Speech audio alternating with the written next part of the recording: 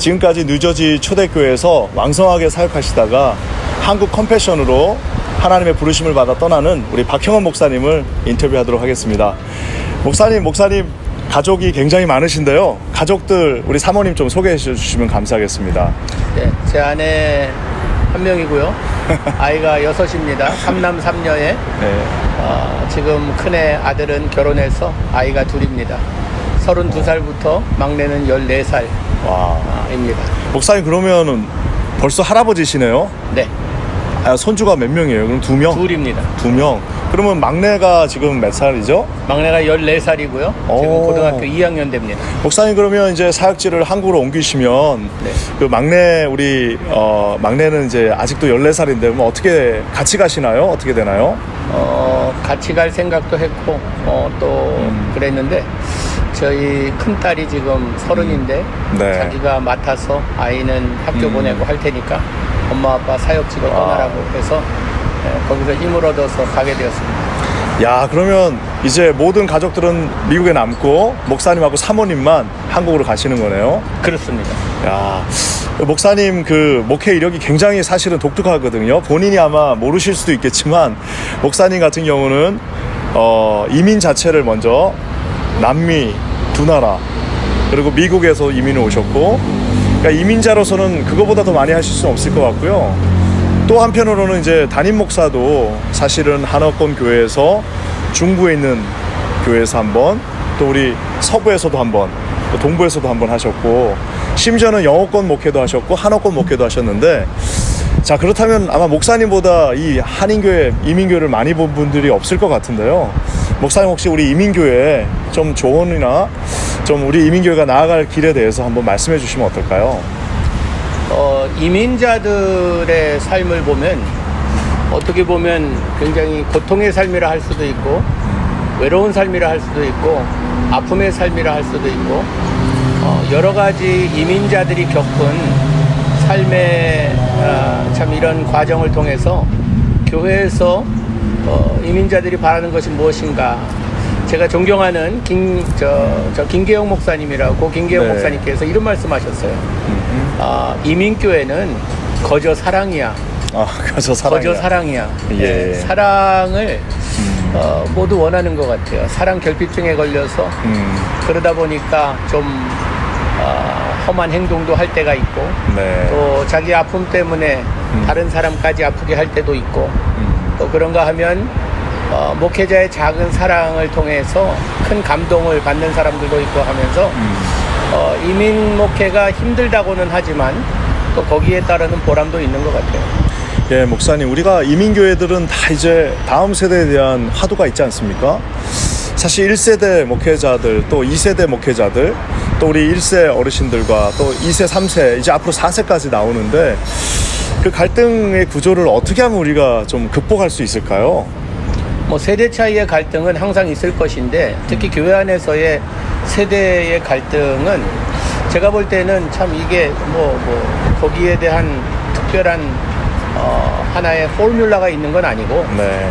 계속 우리가 이 숙제로 남아서 계속해서 노력해야 되고 서로 양보해야 되고 그런 것이 있지만 우리 첫째, 저는 1세 목회를 향해서 참 도전할 이런 메시지가 있다면 예. 우리 자녀들에게 하나님의 사람으로 세상에서 살아가는 것이 우리 믿는 자들의 가치관이 되어야 하고 그 가치관을 자녀들에게 알려주는 것이 그 세상 어떠한 학문을 가르치는 것보다 중요하다는 것을 좀 리마인드 시켜드리고 싶어요. 네. 이민 온 목적을 이야기할 때 다 자녀들을 위해서 왔다고들 말씀하시지만 네. 하나님 없는 성공은 인생의 최고의 비극입니다. 그렇기 때문에 네. 하나님 없이 성공한 그것을 자랑거리 삼는 것은 부끄러운 일이고 네. 하나님이 세상에 성공은 못했다 할지라도 하나님과 함께 동행하는 삶을 살고 있다고 하면 그거야말로 우리에게는 보람됨이요 기쁨이라는 것입니다. 우리 현실적으로 굉장히 많은 이민자들이 자녀들의 신앙교육을 교회에다 다 맡기고 있지 않습니까? 본인들도 바쁘고 또 맞벌이 하시는 분들도 많고 우리 교회로서는 어떻게 보면 막중한 임무를 가지고 있는데요. 이거를 어떻게 우리가 해결해 나갈 수 있을까요? 어떻게 이걸 더 잘할 수 있을까요? 우리 자녀들의 신앙 교육은 사실 유태인이 어떻게 보면 우리의 샘플이 될 수 있는데 네. 유태인들은 회당에 신앙 교육을 맡겨놓지 않습니다. 가정에서 신앙 교육이 이루어집니다. 네. 저희 개신교도 주일학교 교사가 영향력을 끼칠 수 있는 시간은 일주일에 한두 시간이에요. 예. 그러나 그들의 삶에 24시간 365일 함께 있는 부모님들이 영적 멘토요, 코치요, 네. 선생이 돼야 된다는 것입니다. 그래서 가정에서 부모님이 어떤 모습을 보이는가가 중요하다는 것이죠. 예. 목사님, 우리 목사님 같은 경우는 이제 영어권 목회도 하셨고, 즉 2세, 3세 목회도 하셨고, 이제 1세 정말 가장 보수적인 교회에서도 사역을 하셨는데요. 아마 목사님이야말로 우리 두 쪽 양 진영에 다 답을 조금 혹은 조언을 주실 수 있을 것 같은데, 우리 1세 목사님들한테 좀 한 말씀 해주시고, 우리 2세 목사님들에게도 좀 이렇게 되면 서로를 더 잘 이해할 수 있지 않겠냐는 좀 구체적인 말씀 한번 해주시면 좋을 것 같아요. 1세 목사님들 때는 제가 항상 하는 말이 있어요. 우리 2세를 바라볼 때에 우리의 후손이라 할지라도 언어가 다르고 또 문화가 다른 곳에서 사역하는 사역자들이기 때문에 선교지로 봐야 된다.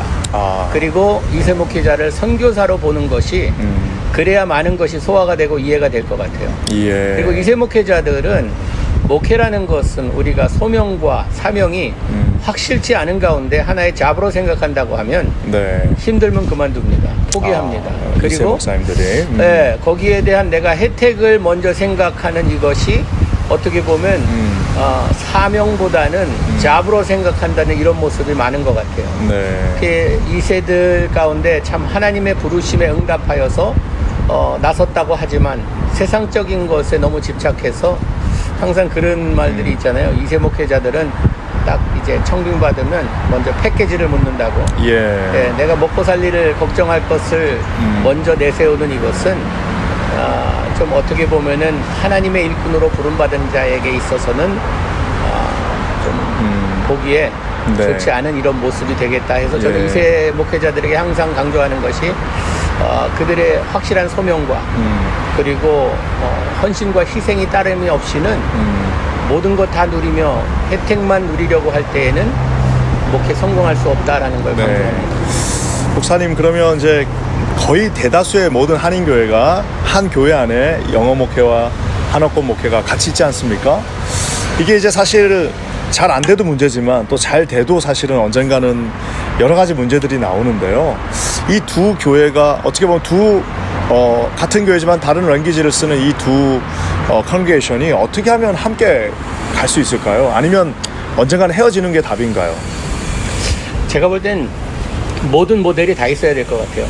같이 가는 모델도 있고 예. 독립적인 모델도 있고 예. 다민족 교회가 필요함도 있고 네. 그리고 우리 뭐 한국 2세들 교회가 필요한 이런 교회도 필요하고 그렇기 때문에 우리가 뭐 하나가 더 좋다 나쁘다라고 말하기는 좀 힘들 것 같고 예.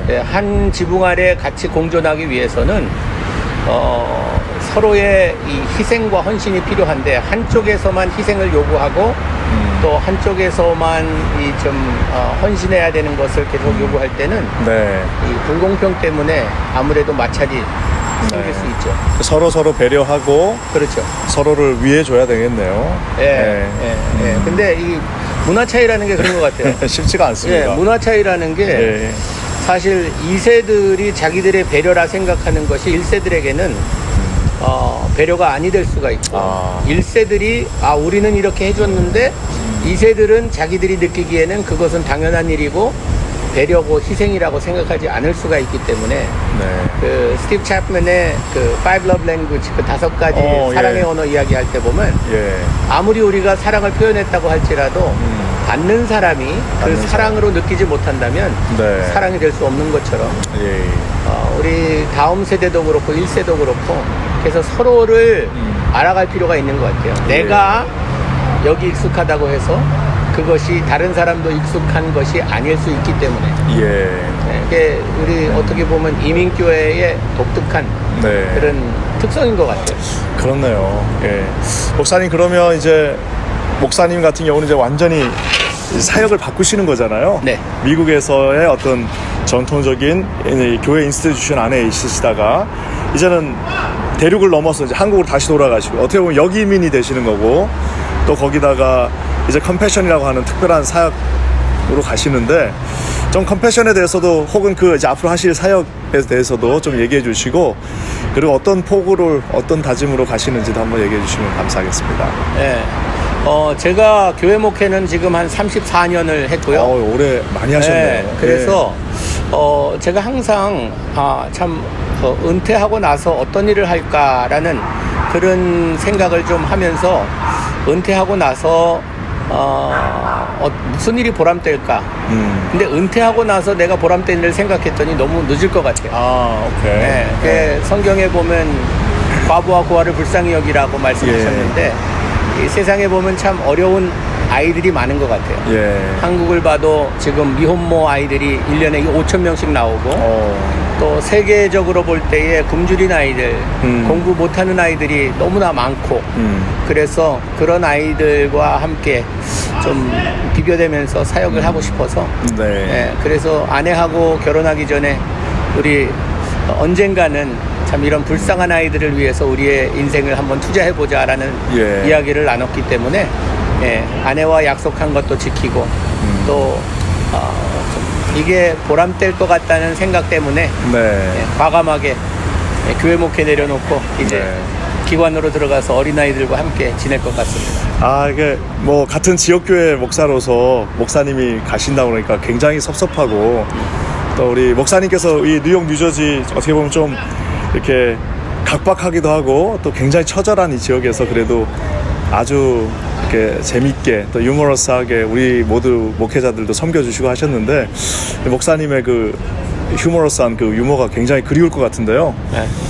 한국 가셔도 저희들 잊지 마시고 같이 계속 교제해 주셨으면 좋겠습니다. 놀러 오세요. 제가 다른 건 몰라도 뭐 이제는 이렇게 뭐 큰 거는 대접 못해도 남대문에서 갈치 정도는 갈치조림 정도는 제가 살 수 있으니까 대접하겠습니다. 목사님 마지막으로 우리 뉴욕 뉴저지에 계신 성도들에게 또 혹은 미국에 계신 목회자들에게 한 말씀 해주시죠.